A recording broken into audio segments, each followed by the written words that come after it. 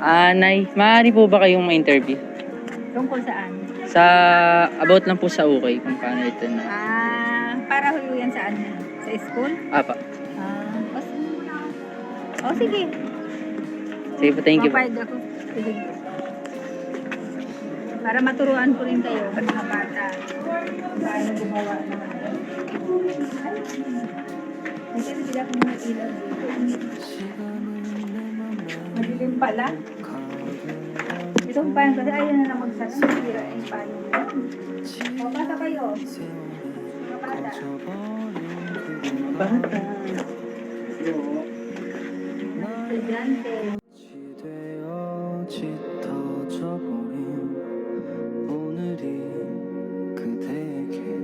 Magandang hapon po. Ano pong pangalan mo po at saka taga saan ka po?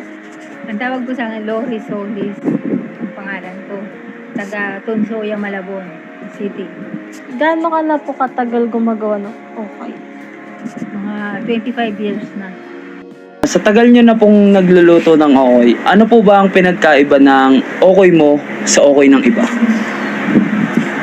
Ang sa akin kasi, ang ukoy na ginagawa ko yung crispy, saka malasa talaga. Ang proseso ng paggawa ng ukoy, pag merong hipon, togi, pwede lagyan mo ng bagyo beans, iba-iba mo maliliit, tapos carrots, pero optional lang yun, tapos giniling, lagyan mo para masarap siya.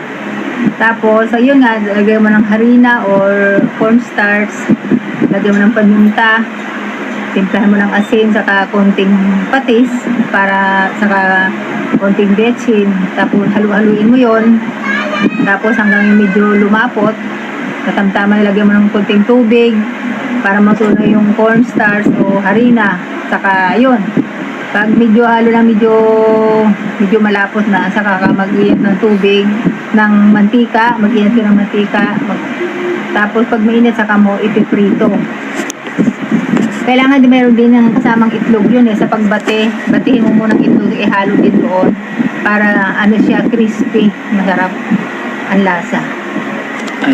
Ano po na sa tagal niyo na po paggagawa ng okoy, ano po naging inspirasyon niyo sa paggagawa niya ito? Ang inspirasyon sa paggawa ng ukoy, kasi nung minsan gumawa ko ng ukoy na gusto ng mister ko. Kaya ayun, tuloy-tuloy na. Madalas na akong gumawa ng ukoy. Kasi ulam niya, pinupulutan niya. At saka sa ganun sa mga bisita ko, nandiyan nila yun. Anak ko, mahilig din silang ganun. Kasi masarap daw pala ang ukoy. Okay. Sige po, Nay. Thank you po.